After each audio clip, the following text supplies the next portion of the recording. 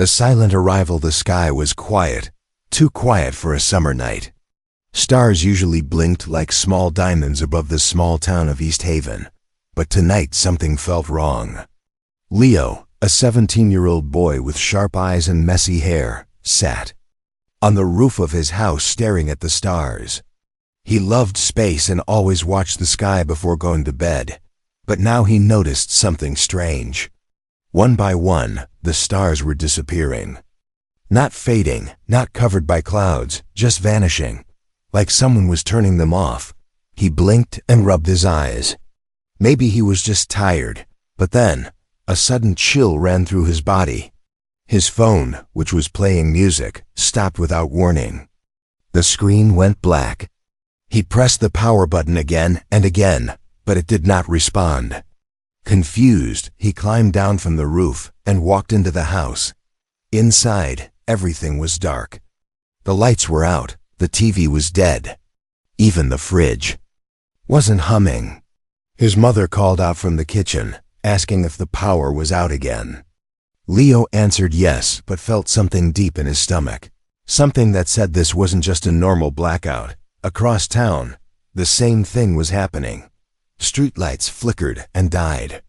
Cars stopped in the middle of the roads. Planes above. The clouds began to lose contact with the ground. Radios filled with static. People looked up as a strange red glow filled the sky. At first, it looked like the northern lights, but it was too wide, too strong, and too silent. Dogs barked and birds flew in strange circles. Something was coming. Within minutes, massive shapes appeared above the clouds. They did not make a sound. No engines, no noise. Just giant black triangles slowly floating above cities around the world. In every country, people watched in fear. There were no messages, no warnings, no signs of life from these ships. Just silence. News channels struggled to stay on air, but most of them had already gone dark. Military jets tried to approach the objects, but their systems failed in mid-air. And they crashed or turned back. Leo and his mother joined their neighbors outside, all staring at the red sky. People whispered questions. Is this a new satellite? Is it a weapon? Is it aliens? Before anyone could answer, the air changed. A soft humming sound filled the space around them, low and deep like a giant machine breathing. Then, a sudden bright pulse of green light flashed from the ship above. It swept across the town like a wave of wind. People screamed. One by one, they fell to the ground, silent, motionless, eyes open but unblinking. Leo stood frozen. His ears rang. His eyes burned. But he was still standing. He looked around. Everyone else had collapsed. His mother was on the ground, her hand stretched toward him, her lips still open as if she had been about to speak. He bent down, shook her, called her name, but she didn't move. She was breathing, but her eyes didn't focus. It was like she was trapped inside her own mind. Leo ran into the street and saw bodies everywhere. The whole neighborhood had fallen. He felt like he was the last person alive. Then he saw someone else moving. A girl about his age, tall with short dark hair, was standing at the corner, looking just as confused as he was. She shouted, asking if he was okay. He nodded and ran toward her. Her name was Kara. She was new in town, someone he had seen in school but never really talked to. Together they checked the nearby houses. Everyone was unconscious. No signs of injury, no blood. Just silence. Kara said it looked like some kind of sleep weapon. Leo agreed, but said it made no sense. Why were they still awake? Why did the weapon not affect them? Suddenly, the sky shifted. Again, the ship above made a strange clicking sound, like hundreds of mechanical insects moving at once. Then a loud voice echoed in the sky, not in any language they understood. But after a few seconds, it repeated one word in English. It said, "Impossible." The voice was cold, robotic, and full of confusion. Kara turned to Leo and asked, "Did it just say impossible?" Leo nodded slowly. The ship above them began to change shape, opening panels and revealing glowing blue lines across its surface. Smaller ships dropped down from underneath, shaped like metal spiders with spinning legs and blinking red eyes. The invasion had begun, but even as the alien machines landed, Leo and Kara stayed standing. Something about them was different. The alien weapon that had silenced the world had not touched them. They were immune, and they had no idea why. All they knew was that the world had just changed, and they were the only ones still awake to face it. The immune ones, Leo and Kara, moved quickly through the empty streets as the red sky above them continued to pulse like a heartbeat from another world. The alien ship still floated silently in the sky like a dark god watching its creation, while smaller machines hovered beneath it, scanning the ground with beams of blue light. Every time the machines passed over a human body, they paused for a moment, scanned again, and then moved on. It was clear they were checking for life, or maybe for signs of resistance, but they did not seem to care about Leo or Kara. That was the strange part. The moment one of the machines saw Leo, it stopped, turned slowly, and released a green pulse just like before. Kara screamed and covered her face, but Leo didn't fall this time either. The pulse hit his chest and spread out like fog, but he stayed standing without pain, without fear, and then the machine made a sharp clicking sound and flew away. Kara stared at Leo with wide eyes. She asked if he felt anything. He said no. It was like the pulse passed through him without doing anything. She said the same thing had happened to her when she got hit earlier. The two realized they were different. Not just lucky, but truly immune. The alien weapons didn't work on them. Somehow they were invisible to the energy, or maybe the energy couldn't connect to them. They needed answers. They needed to find someone who knew what was going on. They remembered the small government science lab just outside town, near the forest edge.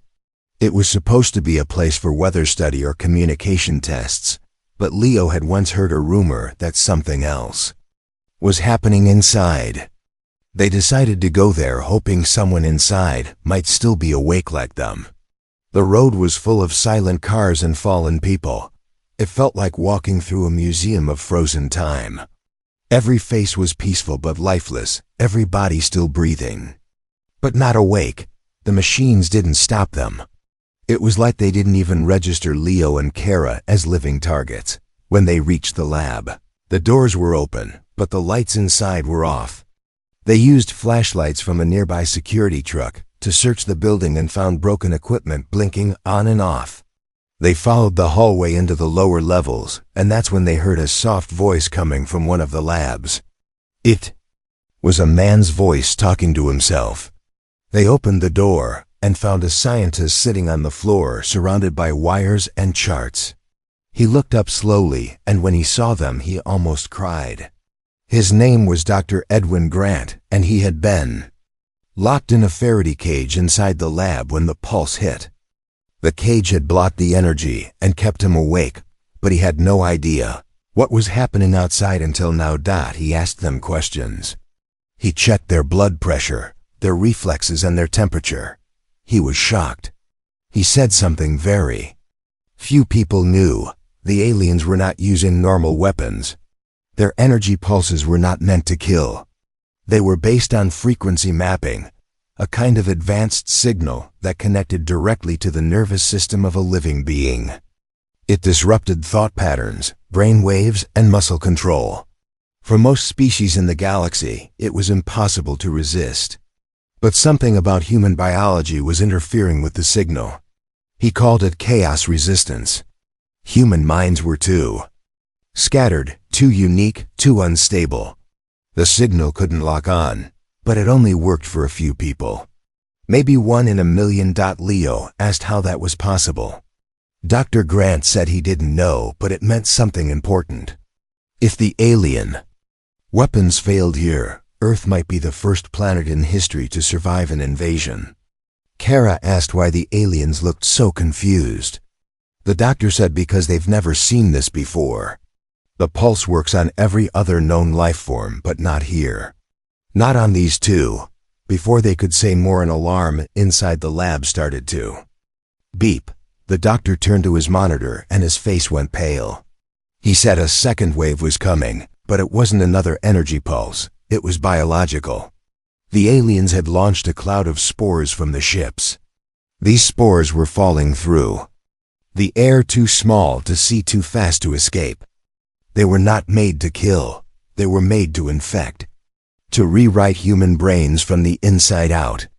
Leo and Kara asked if they were safe from this new attack. The doctor said he didn't know. The first wave failed. Now the aliens were adapting. And they were angry. Outside, the sky changed again. The red light faded into a cold green glow. Wind picked up, carrying something invisible, something deadly. Leo, Kara, and Dr. Grant looked at each other, knowing they had very little time. Humanity was not defeated yet, but the real war had just begun. The infection plan, the wind outside had changed, and everyone inside the lab could feel it. Even though the doors were sealed and the windows were locked, something about the air felt heavier, colder, as if it carried something alive, something watching. Dr. Grant moved, quickly pulling down metal shutters over the lab's air vents and sealing off every entrance with thick plastic sheets. He said the spores were likely designed to spread fast, using any open path into the body, lungs, skin, even eyes. It was not just a virus. It was something smarter, made not to destroy, but to enter and take control, like a silent key, turning every human into something else. Leo and Kara stood by the door, looking at the green glow outside that now replaced the red. It was strange because everything looked peaceful, quiet, even beautiful. The trees swayed gently under the soft light. The town looked like a dream frozen in place, but they knew the truth. They knew something invisible was falling from the sky and crawling into the world.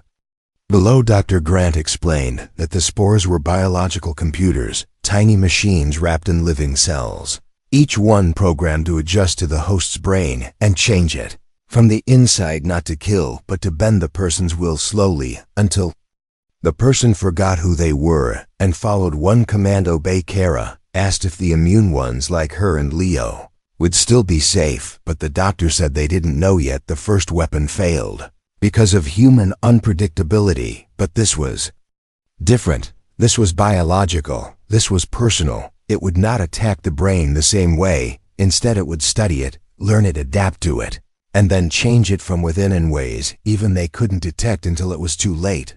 Leo asked how long they had before the spores reached every part of the world. The doctor said they probably already had. The only reason they hadn't taken over yet was because they were still learning, still adjusting to the new species, still mapping the brain of the human race. They needed to act fast, and they needed information. Dr. Grant believed the key to understanding the infection was not in the lab, but in the alien tech itself. He had seen one of the small scout drones crash in the nearby woods a few hours ago during the first pulse. If they could reach it, maybe they could pull data from its system and learn what the aliens were planning next. Leo and Kara agreed without hesitation. They geared up with whatever the lab had: gas masks, radiation suits, portable scanners, and a signal jammer built from old military tech. They stepped out into the strange green night, while the doctor stayed behind to prepare the lab for their return. World outside was silent. No cars, no voices, just the soft sound of wind through trees and the low hum of the ship above that still hung in the sky like a black wound in the stars. As they moved through the town, they saw more people lying in the streets, in homes and parks, all still breathing, all silent.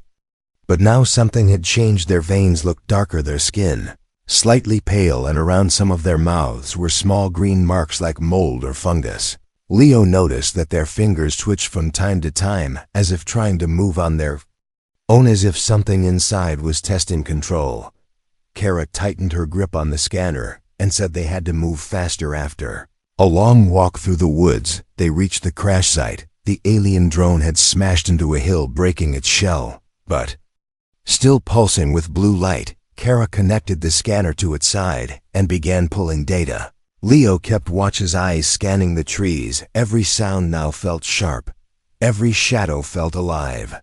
Kara said the data was strange, full of alien symbols and patterns, but one thing was clear. The spores had been tested before on other worlds, every time they took control within hours, except here.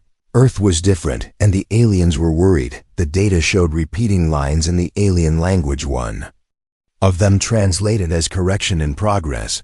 They downloaded what they could and prepared to leave when Leo heard something moving behind the trees. Not an animal, not a machine, something else. Something slow and breathing. They turned around and saw a figure standing among the trees. It was a man, or it used to be a man, but now his eyes glowed faint green, and his movements were strange, like a puppet with broken strings. He spoke, but not with his own voice. He said, "We are the new order. You will be part of us soon." And then he smiled, the kind of smile that didn't belong to a human. Kara pulled Leo back and threw a smoke grenade between them. As they ran through the woods, they heard more voices coming from all directions, all saying the same thing over and over again. "Join us, join us, join us." They reached the lab breathless and handed the data to Dr. Grant, who immediately began decoding it. The doctor confirmed their worst fear. The infection was evolving, and now it was targeting immune minds first. The aliens had learned who the threats were,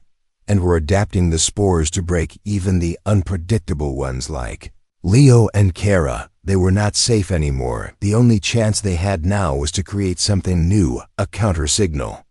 Something that could block the infection at the brain level and send the spores into confusion. But building it would need help, more survivors, more knowledge, and most of all, more time. But time was running out, and the infected were waking up. Resistance signal. The lab felt smaller, now more crowded, more tense as the truth settled over them. The infection was spreading faster than they could stop it, and even the immune were no longer safe.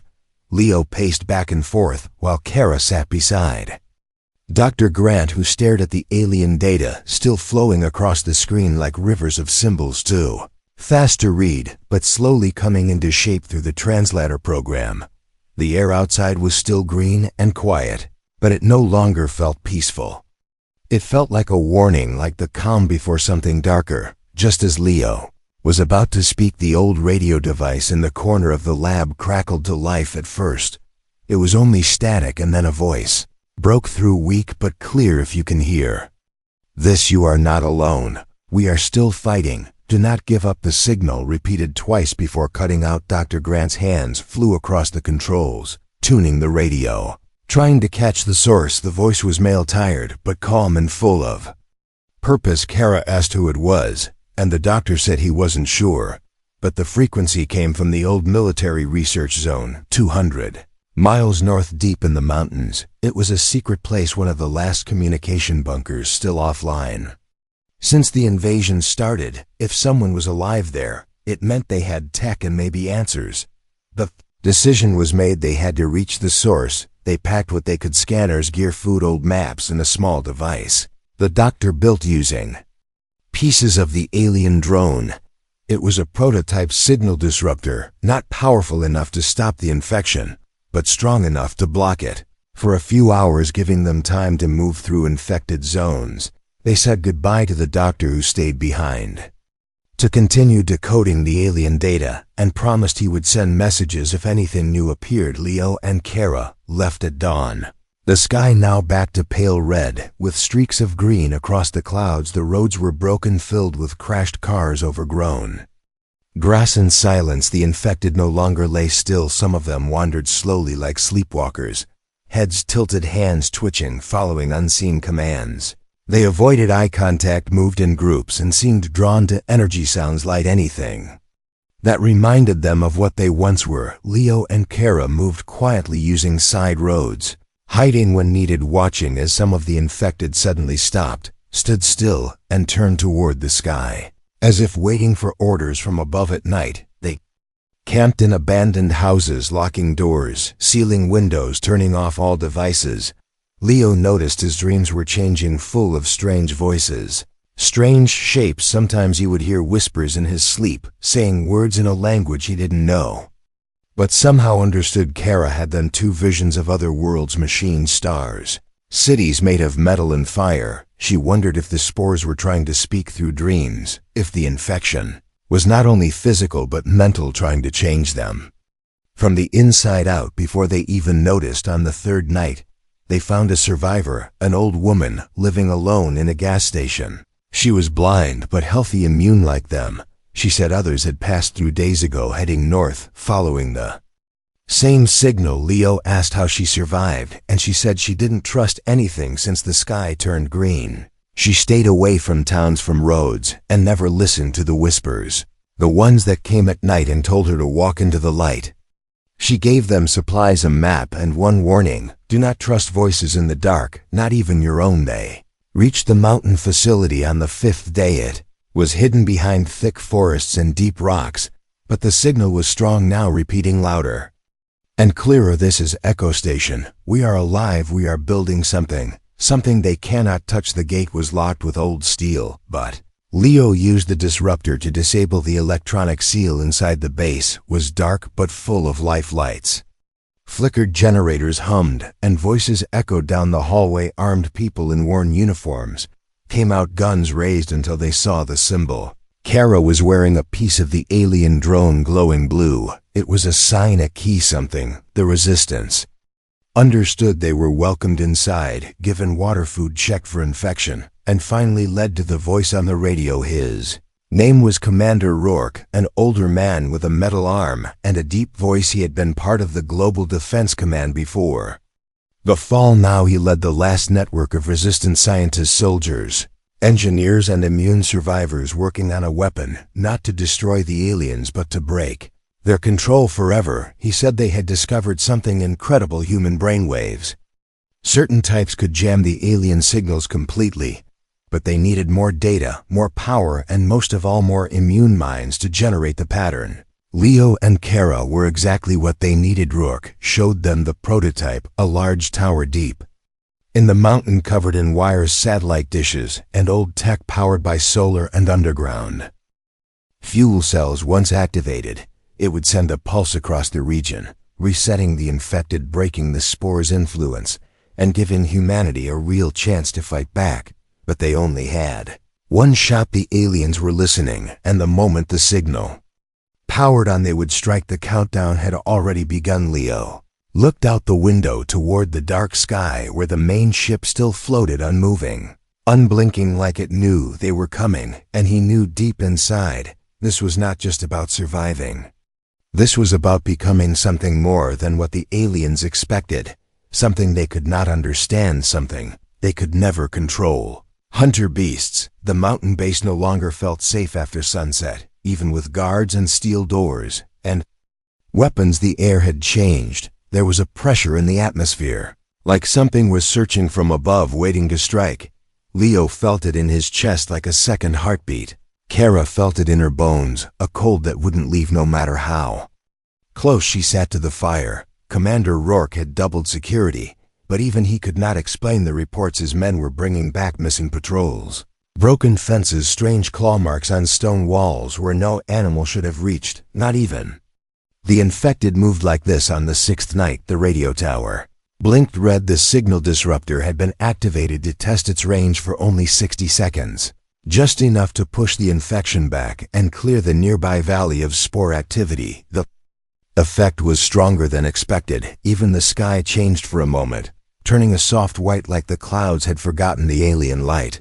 But before anyone could celebrate, the alarms went off. Motion detected, perimeter breach, fast-moving figures coming through the trees. No engine sounds, no heat, no radio signal, just movement like shadows running without sound. Leo stood on the observation deck with Kara and watched the forest below split apart as something large moved through the trees.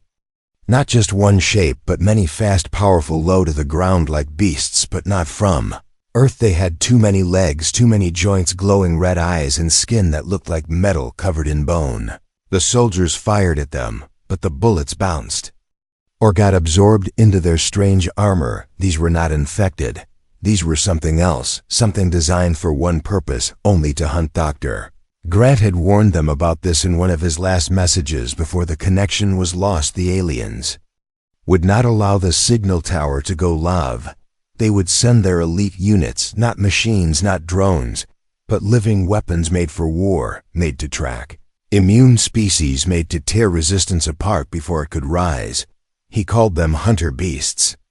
And now they were here. The base shook as the first one hit the outer wall, claws tearing through steel like paper. One guard screamed as he was pulled into the dark. Another fired blindly before being thrown against a wall with enough force to break. Stone, Leo, and Kara moved through the hallways, helping civilians find cover, while Rourke led a counterattack using heavy weapons and old tech that was still immune to alien influence. The base was holding, but only barely. The hunters moved like ghosts, leaping across walls, using ceilings and shadows to confuse their targets, and when they spoke it was in static, broken voices that did not match their mouths, as if they were repeating words they had stolen from their victims. Kara cornered one of them in the generator room with Leo at her side. She aimed her weapon at its chest, but the creature looked at her without fear and tilted its head before speaking in a voice that sounded like her own, asking, "Do you really think you are human?" The creature charged and Leo triggered the portable disruptor on his back. The pulse knocked it off balance, just long enough for Kara to shoot it in the face at close range. The shell cracked, and something inside screamed a sound that was not animal and not machine, and for a second, Kara saw something in its broken face, something that looked like an eye. A human eye trapped inside, as if the creature had once been something else. They retreated to the control room where Rourke and the last offenders were preparing the final plan: activate the tower before the base fell, send the signal across the region, and hope it would shut down the infection, the hunters, and maybe even the alien control system. The risk was high. They had not finished testing the range. The signal might hurt the immune too, or fail entirely. But there was no choice. The base would not survive another hour. As they set the final code, Leo looked at the tower through the glass roof, rising into the red sky covered in lights and wires and hope. He thought of his mother lying back in town, her eyes still open, but her mind lost somewhere. He thought of Dr. Grant and the others who had tried to resist, and how they were running out of time. He asked Rourke, "What happens if this doesn't work?" Rourke looked at him and said, "Then we make it count and make them bleed before we fall." The countdown began. 10 minutes until activation, and outside the hunter beasts regrouped, their red eyes glowing brighter than before, their bodies covered in the blood of soldiers and sparks from damaged machines. They did not feel pain. They did not stop. They did not sleep, and now they were climbing the walls of the tower as if they knew exactly what it was meant to do. Kara loaded her last weapon and stood by the door as the floor shook under the weight of approaching enemies. Leo checked the signal core, making sure the pattern would repeat after activation and loop for as long as power lasted. This was it, the final test. The moment everything changed or ended, Rourke gave the order, "Hold the line no matter what." And then the sky outside opened with lightning, and the alien mothership shifted for the first time in days, as if it had finally noticed the humans were still fighting, and maybe for the first time it was afraid. The forgotten history. The pulse had spread through the valley like a shockwave made of light and sound, a white-blue ring that moved faster than wind, and when it passed, everything stopped. The hunter beasts froze mid-movement, their bodies twitching as if unsure whether to fall or flee. Then one by one, they collapsed, not dead, but disconnected. Like puppets with their strings cut, the infected scattered through the woods dropped to their knees, some screaming, some silent, but all clearly changed. The signal had worked, at least for now. Inside the control room, silence turned to cautious hope. Commander Rourke stood still, staring at the main screen where data flowed faster than any human could read. Leo and Kara sat on the floor, catching their breath, bruised, dirty, but alive. Kara whispered that it felt like the entire planet had been holding its breath, and now it was exhaling again. Leo nodded, but he could still feel something in the back of his mind, like an itch, like a question that had not been answered, not yet. As technicians began scanning the fallen hunters, Rourke told Leo and Kara that the signal had unlocked something buried deep, not just in the aliens, but in Earth itself. Ancient data had started flowing through their systems, Encrypted messages, long-forgotten maps, files with names that no one recognized, but the coordinates pointed to a place under the Arctic ice, a place that had not been touched in thousands of years, a place older than human history. The last message from the recovered drone had one word repeated again and again. Origin, origin, origin. Rourke said they had to go. The pulse had bought them time, but it would not last. The aliens had gone silent, but not gone. They were watching, waiting, and maybe adapting. The team prepared for cold-packed old-world gear designed for deep ice exploration, the kind built before the alien influence, before satellites could track everything. They took a stealth ship, launched into the night sky, and moved north past frozen oceans, dead cities, and skies that pulsed faint green like the aliens were still breathing just beneath the clouds. When they reached the site, the ice was cracked like something below had already started waking, as if it had been disturbed by the signal. The entrance was not natural. It was shaped like a door, perfectly round, perfectly smooth, covered in symbols that glowed faint gold when touched. Leo stepped forward and placed his hand on the surface. The door opened, not with force, but with sound, a low hum that resonated in their bones. Inside was a tunnel, and the air was warm, too warm for a place buried in ice. They walked for minutes, maybe hours, through corridors of stone and metal, and light walls pulsed like veins, and the ceiling showed stars that did not match the current night sky, constellations that had not been seen for thousands of years. In the center of the complex was a room filled with machines, unlike anything they had seen, not alien, not human, something in between. And on the far wall was a mural showing strange beings, tall and thin, with eyes like suns, standing beside early humans, not as masters, but as equals. Kara stared at the wall and said, "This isn't alien, this is us." Leo touched one of the machines, and it turned on without command, its screen lighting up with symbols that changed into English. Slowly, as if remembering how to speak, the voice that came from it was not machine, not human, but something calm and deep like the earth itself. It said, "You were not built, you were awakened. Your kind was hidden here long ago when the stars burned and the galaxy fell to silence. You were the last project, the chaos code, the one thing they could never control." Rourke asked who built it, and the voice answered, "We did, but we are gone now. We left pieces of ourselves in the signal, in the stone, in the blood of your kind." Leo asked, "Why us, why Earth?" And the voice said, "Because humans were not supposed to fight back. They were supposed to forget, to sleep, to live quietly. But inside your design was a choice, and choice is what the signal cannot break." The aliens thought they could erase it, but they were wrong. You are the noise in their system, the crack in their perfect order. And now you are awake. As the voice faded, the walls began to shift, revealing deeper chambers filled with technology powered by light that did not burn, and machines that moved without sound. Rourke ordered his team to scan everything, store every detail they had found, not just hope, but history, proof that humanity was more than chance, more than evolution. They were made to resist, not to obey. The truth had been buried for so long that even the stars had forgotten it. But Earth remembered, and now the time had come to decide what to do with that truth. As they left the complex, the sky outside had changed again. A large dark shape moved across the horizon. The alien command ship was shifting, turning slowly, its massive structure glowing from within. It had heard the signal, it had felt the change, and now it was coming, not just to destroy, but to erase, to wipe clean what had been hidden too long. Leo looked up and knew the final moment was close. The last battle was not just for survival, it was for identity, for memory, for the future of a species that was never supposed to win, but had somehow refused to fall. The final pulse. The sky above Earth was no longer red or green. It was something darker, a black that shimmered like oil, reflecting colors that did not belong in nature.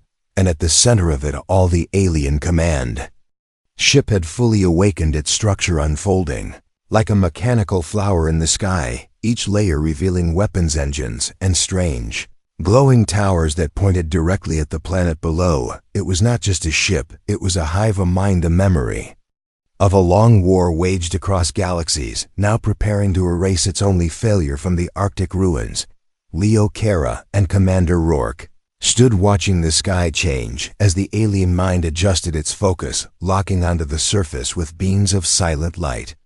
Searching for the signal tower that had dared to speak back, Leo could feel the vibration in the air, not sound, but pressure, as if the ship itself was thinking through force waves, testing the Earth like a predator measuring prey. Kara said it was trying to calculate the resistance, trying to see if the chaos code could be overwritten, but the machine didn't understand what chaos really meant. It could not be mapped. Rourke activated the stealth ship, and they flew low across the frozen ocean, heading back toward the mountain base where the tower still stood tall, though damaged from the last attack.